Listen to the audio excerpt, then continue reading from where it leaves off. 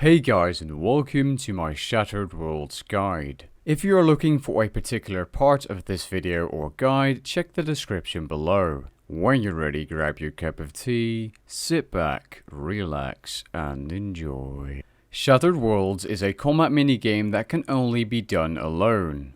So why should you do Shattered Worlds? Well, to start off with, it's great common experience and therefore it's also decent invention experience. If you haven't won any of the Slayer masks from Treasure Hunter and you want to get one in specific, well, you can buy them through the reward shop. It's also a viable way of training Slayer because you can buy huge Slayer XP lamps, and if you're able to farm anima fast, it's actually a very good way of training Slayer. Shattered Worlds is currently also the only way of obtaining the Salt the Wound, Mutated Dazing Shot, and Bladed Dive abilities. And it's also a viable way of training for the lower levels and Ironman accounts, as you can get free food and gear within the minigame. Not too shabby, eh? So if you are a low level player or Ironman watching this video, I just need to tell you guys that you do not need anything, no food and no gear for this minigame. As when you start off, you can choose the option to feed and equip you for gear ranging up to level 60 if required. However, if you want to farm anima fast and easily, then you do need to have high level gear, because you will be taking big damage and you want to do a lot of damage. The gear setups are pretty straightforward, but some things you need to focus on is AoE damage, or area of effect damage. That means for your melee setup you want to use a lance or halberd type weapon, preferably the Noxious Scythe, as it also has a nice mirror back spider reflect ability if needed. An Amulet of Souls or Blood Fury will be very useful here, and the Vampirism Penance and Berserker Auras are extremely useful here. As for your glove slot, you want to be using Cinderbanes, as extra poison damage can really help inside Shattered Worlds. If you are going to be doing Shattered Worlds farming with ranged, you want to have Mechanized Chinchompas, as these have a higher hit chance than the regular Chinchompas. If you are using magic, be sure to have the Corruption Blast ability unlocked for that extra AoE bleed damage. Now if you are pushing higher worlds, you do not want to be using Mechanized Chinchompas, then you want to be using a Noxious Longbow to abuse the range it has. But this video is focused towards anima farming and not per se pushing the higher worlds. Now even though you have the feed me option, the food inside Shattered Worlds is pretty much low tier food. So if you're a high level player and you want to push higher level worlds, you want to bring along your own food. Preferably tick eating food as well, so sourdough and brews, rocktails or sailfish or even sharks. Bringing extra weapon poison potions for that extra stacked damage with poison is also useful. Bring your best stat boosting potions, so if you have overloads or supreme overload salves and such, bring them along. Also bring along some prayer potions or super restores, especially super restores because some of the mutators actually start draining your summoning points, then your prayer points, and then your life points. By drinking a super restore, you will not only gain prayer points, but you will also gain summoning points, and therefore postpone the amount of life points you're going to be losing by one of those really bad mutators. I'll be covering the mutators later on in this video. And if you have PVM switches, like a planted feet switch, or you want to bring a main hand for the Bladed Dive ability if you already have it, then be sure to bring those along.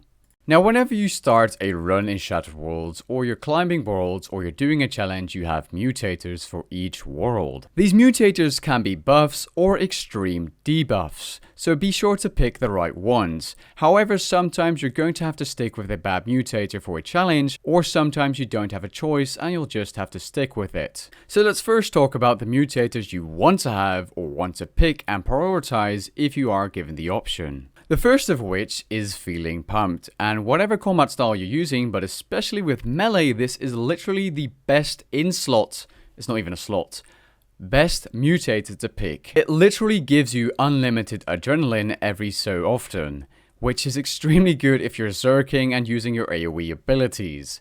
The second is Electric, which is literally just an extra hit chain damage between groups of enemies, just zapping them for extra damage, and this really helps clear up groups of enemies. The third is Charge, which are literally orbs which you walk over or pick up, and once you do that, they go ahead and do AoE damage against groups of enemies that are nearby. And the fourth is Vampiric, which is kind of like a little extra vampirism aura where you heal a bit from the damage that you do, and this can be especially useful if you're a lower level player that is pushing worlds. Now sometimes you have to pick a debuff mutator. These are the ones that suck the least, and if you have the option you want to pick these. The first being leeching. Your opponents will heal a small amount of life each time they damage you. This really doesn't matter because you can kill them fast anyways, and if you're farming worlds for anima, this really doesn't make that much of a difference. The second is hungry. Now food will now only heal for half the normal amount. This doesn't really affect you too much unless you're pushing worlds or really trying hard on damage and berserking very often. However, the enhanced Excalibur and healing familiars and regenerate are not affected by this debuff. And the third is Zone of Suffering. This conjures zones of suffering, and if you stand in them, they will deplete your summoning points, then your prayer points, and then your life points. If you stand in the center, they apparently will deplete it faster, but you can easily avoid this by just walking around or not standing in those zones. This is another reason why super restores are good, because if your prayer and summoning points drop, you just sip your super restore and get some summoning and prayer points back so that you do not use your life points. Now all the other mutators, and there's quite a bunch, will annoy you, but these are the ones that are the worst. First up we have Volcanic, which basically means you're going to be bombarded with fire meteors that do AoE damage, and they will completely screw you over. The second is freezing, and this, I didn't know what this was when I originally tried Shattered World, so I just clicked it and I thought, oh, this can't be that bad. But you just get stunned, and you can't eat, and you just, it's awful. It's really awful. And the third is Explosive, which lets enemies explode on death, which can be useful at the higher worlds for extra damage, but it also damages you. Now if you're using ranged or magic, it doesn't really matter, but if you're using melee, you get absolutely destroyed. This is really painful with melee, and at the higher worlds it's pretty much a death sentence.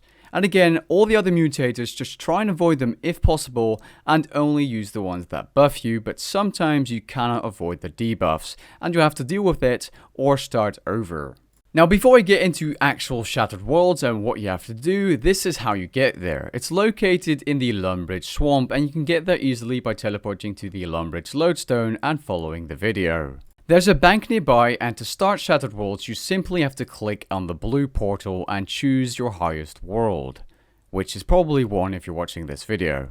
For your weekly challenges, which we will be talking about in just a second, click on the red portal to start those challenges. This is probably the best source of anima per week if you're a lower to mid-level player and you can complete the challenges, but you cannot clear the higher worlds. Keep in mind, sometimes the challenges will require you to do higher level worlds, which you probably can't do. So let's talk about farming anima. Now, farming anima is pretty easy, as Shattered Worlds is pretty straightforward. All you really have to do is keep clearing worlds for anima. The best way to do this as a high level player is clearing worlds 70 to 90 or even 100, but it all depends on what you're comfortable with. If you're a lower level player watching this video, just farm the worlds that are easiest for you to do without dying consistently. However, sometimes if you're unlucky with many debuffs, even the worlds you feel comfortable with will suck, so just start over if that happens. Now, another way, like previously mentioned, to get anima is by doing your challenges. The gold challenge is what really matters though, because it gives you 7.5 million anima. However, to complete the gold challenge, you must first complete the bronze and silver challenges, giving 250k and 1 million shattered anima respectively. These challenges will change every week. So sometimes it might be easier and sometimes it might be harder. Sometimes you can actually complete a challenge in the blue portal without actually doing something special in the red portal. For example, if you have to kill 50 undead on world 50 or above, you can do this inside the standard blue portal. Now let's talk about how Shattered Worlds works and how you can get your anima fast and how to clear worlds and claim your rewards. So I showed earlier in the video on how you actually start Shattered Worlds. You go through the blue portal and you start killing monsters. To progress through a realm or rift or whatever it's actually called, a Shattered World, you have to kill 75% of the monsters. If you do this fast enough, instead of going for example from world 1 to world 2, you'll immediately go to world 3, 4 or even 5. The reason you are doing Shattered Worlds or want to do Shattered Worlds is for the anima. Luckily, you don't actually have to pick up anything while doing Shattered Worlds, as it's automatically picked up by your character. Now for clearing actual worlds, you actually get bonus anima per world. The faster you can clear worlds and the faster you jump up worlds, the more anima you will be getting. I personally can achieve an anima rate of over 75 million anima per hour. As you guys can see on screen, there's a run of world 76 to 80 and a run of world 81 to 85. I completed them both in around 7 minutes. The image on the right is actually the run you're seeing on screen, and this is one you can repeat, and as long as you don't get very bad debuffs, the anima rate per hour should be stable. You can get unlucky however, but even then as a higher level player you should have no issues even with lower level gear than me to unlock those abilities. Getting the abilities will take you a while and you have to work yourself up to those higher worlds, but once you get there it's really easy to farm anima, and it really reminds me of the Diablo 3 Rift system. One thing that is also similar to Diablo 3's Rift system is that occasionally throughout Shattered Worlds you actually find yourself a little challenge chest. This chest is definitely worth doing, as with this chest you spawn a lot of monsters, and with AoE abilities this is the best way of clearing the 75% extra fast, as it's literally just more monsters in the actual Shattered World or realm, and you get some bonus anima from this chest too. Do watch out with using Berserk though, because you can KO yourself on the higher worlds. Anyways, once you've completed a run of 5 worlds, you can choose to open the chest for your anima.